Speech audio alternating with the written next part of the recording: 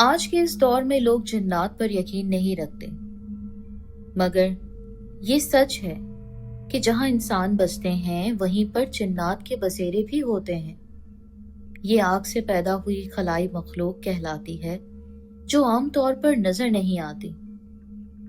ان کے ٹھکانے ویران کھنڈرات، پرانے قبرستان ہوتے ہیں۔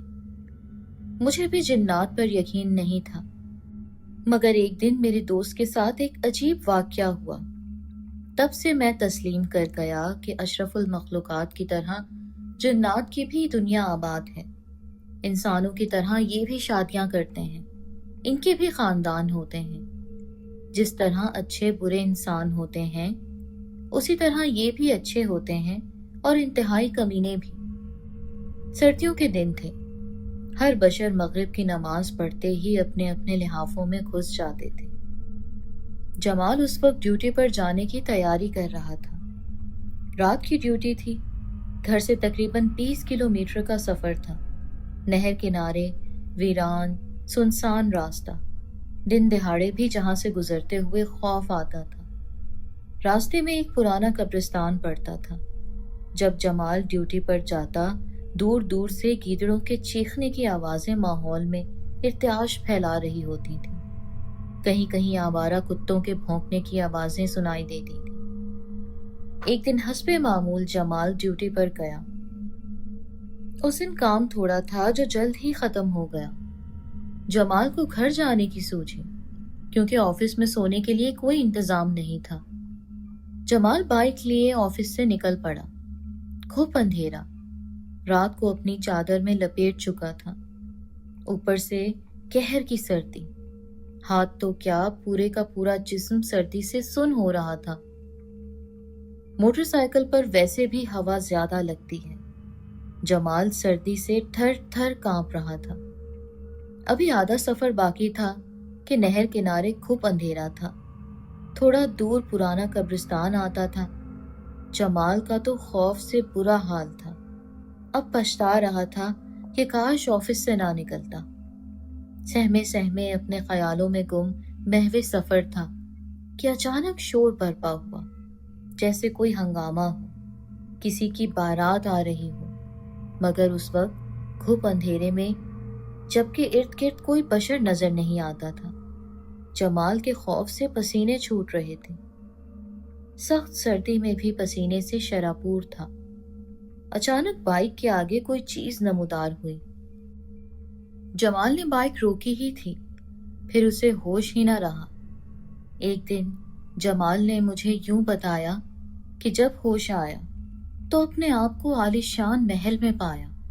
خوشبوؤں سے معطر ایسا عالیشان محل میں نے زندگی میں کبھی نہیں دیکھا تھا۔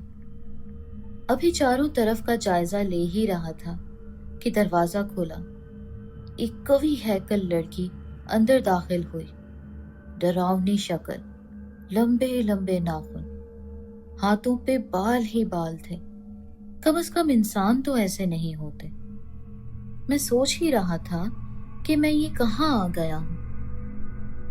میرے چہرے کے تاثر دیکھ کر وہ لڑکی مجھ سے مخاطب ہوئی۔ ابن آدم، کیسے ہو؟ آپ کون؟ بمشکل میرے حلق سے آواز نکلی۔ گھبراؤ نہیں، میں تمہیں کچھ نہیں کہوں گی، تم ہی تو میری جان ہو۔ تم مجھے بہت پسند ہو، میں تم پر قربان ہوں، مجھ سے شادی کرو گے؟ تم ہو کون؟ میں جنات سے ہوں۔ میں نے تمہیں اس رات دیکھا جب میں اپنے رشتہ دار کی شادی میں بارات کے ہمراہ جا رہی تھی۔ مجھ سے رہا نہ گیا، میں تمہیں اس دنیا سے اپنے محل میں لے آئی۔ تم یہاں سے کہیں نہیں جا سکتے۔ مجھ سے شادی کرو گے تو تمہاری ہر خواہش پوری کروں گی، لیکن مجھے تو آپ سے شادی نہیں کرنی۔ تم جنات میں سے ہو اور میں ابن آدم۔ میری اپنی دنیا ہے، میری اپنی قوم ہے، میں آپ سے شادی نہیں کر سکتا، ہرگز نہیں۔ آپ کو مجھ سے شادی کرنی ہوگی۔ یہ کیسے ہو سکتا ہے؟ تمہارا وجود آگ سے بنا ہے اور میں ابن آدم ہوں، میرا وجود مٹی سے بنا ہے، ہمارا ملاپ کیسے ہو سکتا ہے؟ کیوں نہیں ہو سکتا؟ بس مجھے تم سے شادی کرنی ہے، मेरी ही मर्जी चलेगी। मेरी बरादरी, रिश्तेदार सब मेरी ही बात मानते हैं। मुझे उसने एक खूबसूरत कमरे में कैद कर रखा था। उसके मर्जी के बगैर मैं कुछ भी नहीं कर सकता था। कई दिन यूं ही गुजर गए। मैं हार गया। इसके अलावा मेरे पास कोई रास्ता न था। मजबूरन मुझे शादी करनी पड़ी। वो बहुत खुश थी। उस खुशी के मौके पर शानदार जश्न का इनेकाद किया गया।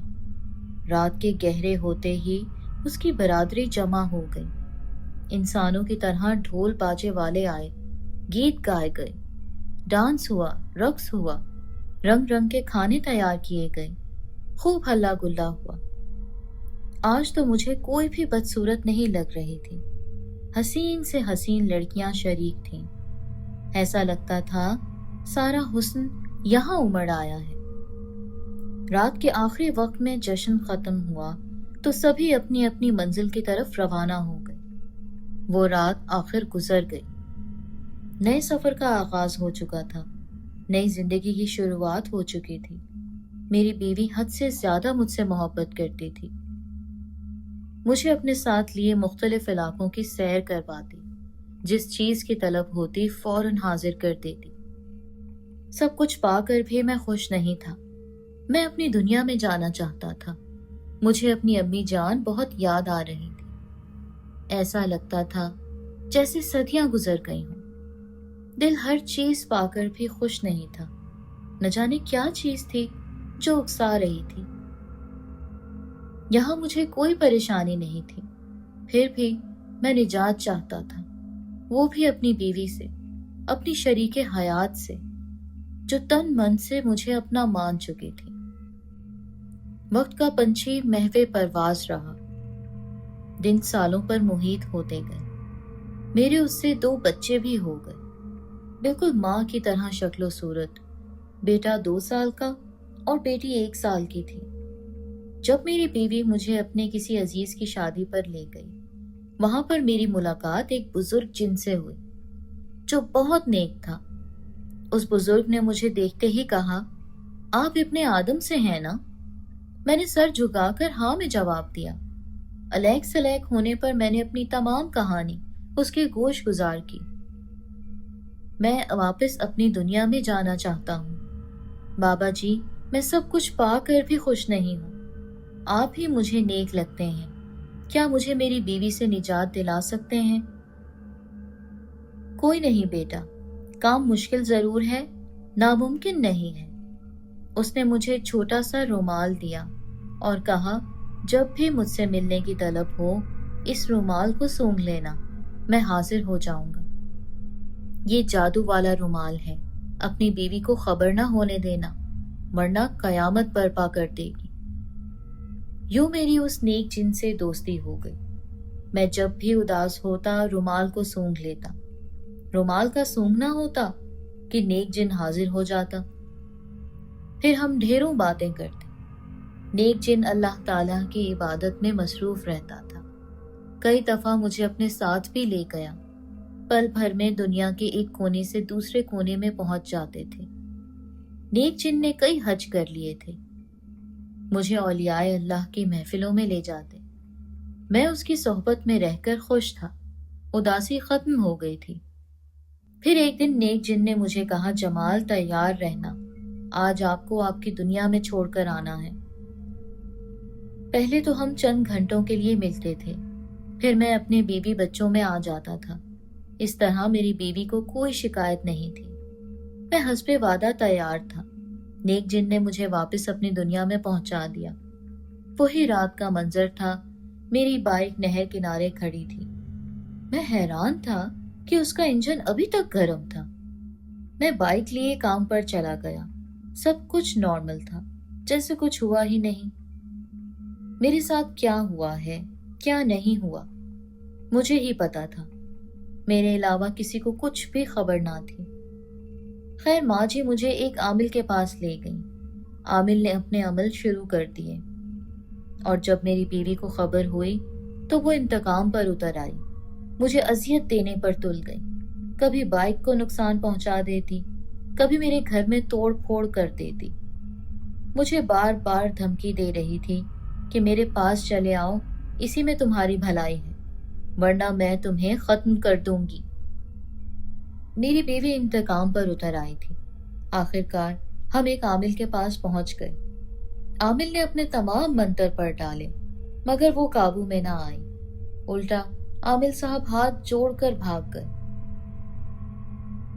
मेरी बीवी ने आमिल साहब की टांगें तोड़ दी और मुझे वहां से उठा ले गई। मैं इल्तिजा करता रह गया, मगर उसने एक नहीं सुनी। मैंने तुम्हें रोका था कि ऐसा कुछ ना करना जिससे मुझे नुकसान पहुंचे, मगर तुमने मेरी एक ना मानी। अब देखते जाओ मैं तुम्हारे साथ क्या क्या करती हूँ। तुम्हारे साथ साथ तुम्हारे खानदान को भी खत्म कर दूंगी। उसने मुझे कैद कर लिया। मैं कैदी परिंदे की तरह फड़फड़ाता रह गया। कई दिन यूं ही गुजर गए। दिल ही दिल में उस नेक बुजुर्ग जिनको याद कर रहा था। कहते हैं ना, कुछ लम्हे कबूलियत के होते हैं। अभी मैं उस बुजुर्ग जिनको याद कर ही रहा था कि वो हाजिर हुए। सलाम दुआ के बाद हाल अहवाल हुए। कहने लगे, माफ करना, मैं इज्तिमा में गया हुआ था। आपके हालात की खबर मुझे हो चुकी थी, मगर आ ना सका। जिस दिन मैंने तुम्हें तुम्हारी दुनिया में भेजा था, उसी दिन तुम्हारी बीवी के साथ मेरा झगड़ा हो गया था। वो मेरा कुछ बिगाड़ तो नहीं सकती थी, तुम्हें नुकसान जरूर पहुंचाती रही। अब उसका इलाज करना ही होगा। उसे खबर हो चुकी है कि मैं तुम्हारे पास आया हुआ हूँ। मैं तुम्हें एक नुस्खा दे रहा हूँ। अगर तुम्हें कोई नुकसान पहुंचाने की कोशिश करे तो उसे खत्म कर देना। भला हो उस नेक जिन का जिसने मेरी मदद की। उसने मुझे वहां से आजाद करवाया और घर भी पहुंचा दिया। कई दिन गुजरे थे कि मेरी बीवी आग बगोला वहशत ज़दा चेहरा लिए मेरे घर आ गई। वो मुझे मारना चाहती थी। इससे पहले कि वो अपना काम करती, मैंने उस नेक बुजुर्ग जिनका बताया हुआ अमल करना शुरू कर दिया, और फिर देखते ही देखते मेरी बीवी आग की लपेट में आ गई। चंद लम्हों में आग ने उसे खत्म कर दिया। आग से पैदा हुई थी, आग में जलकर राख बन गई। जानते हैं वो नुस्खा क्या था? नहीं ना? चलिए मैं आपको वो नुस्खा बता देता हूँ, क्योंकि कर भला हो भला। उस नेक बुजुर्ग जिन ने मुझे आयतल कुर्सी का नुस्खा दिया था। मैंने आयतल कुर्सी पढ़कर ही अपनी बीवी पर फूंक मारी थी, जिससे वो जलकर खत्म हो गई। उस दिन से आज तक मैंने आयतल कुर्सी पढ़ना नहीं छोड़ी। घर में हूँ या किसी सवारी पर सवार हो रहा हूँ, आयतल कुर्सी जरूर पढ़ लेता हूँ। सोने से पहले आयतल कुर्सी पढ़कर अपने ऊपर दम कर लेता हूँ और अपने घर को भी आयतल कुर्सी के हिसार में रखता हूँ। यूं रब की जात मुझे जिन्नात से महफूज रखती है। मैं आज तक उस नेक बुजुर्ग जिनको दुआएं देता हूँ, जिसने मुझे रिहाई दिलाई थी। वाकई इंसानों की तरह जिन्नात में भी अच्छे और बुरे दोनों होते हैं। आप भी आयतल कुर्सी पढ़कर आजमा सकते हैं।